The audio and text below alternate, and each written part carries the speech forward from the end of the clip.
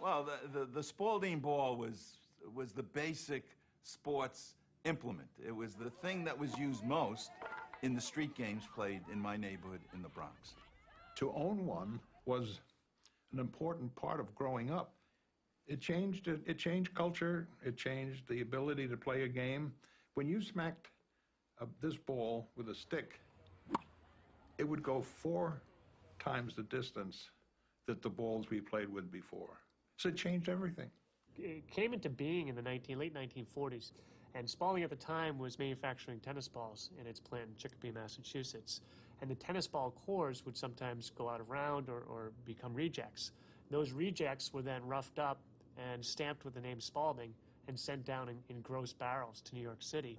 Used to go to Katz's candy store on Bury Avenue, across from the A&P, 25 cents. It was a rough, fairly bland-looking ball. We would peel a tennis ball sometimes just to give it the Spalding feel. When I went to buy a ball, and you'd sit there and drop them both and see which one had the most bounce to it. And you picked the one that bounced the highest. You're scientifically seeing which ball is going to be the best for your game.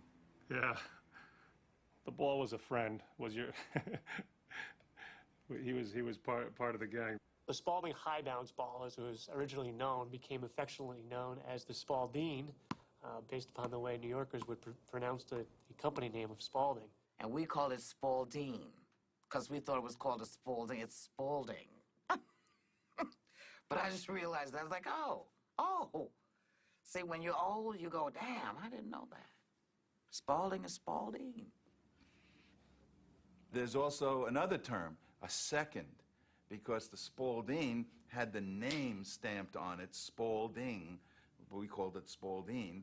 But if you didn't want to pay the full 25 cents, you could get a second. The pink ball had stamped second, and that was the ball we used. And I always thought of it as the only ball that existed, because it's the only one we played with. What was a second? Well, that was a ball that was labeled second. It had a little imperfection in the manufacturing process. Well, I wanted my little one to play with a ball, so I went to the local store here in Port Washington, and I went into the guy and I said, excuse me, can I do sell seconds? Thinking that was the brand name. And the guy said, sir, we only sell first quality here. And then he showed me the Spalding, and then I must have been 30 years old. I said, I can't believe all these years I thought the brand was second. Didn't realize that it was stamped second because it was second quality. But that's how our whole life was. You see, they worked fine. Nobody complained. I remember losing one down the sewer.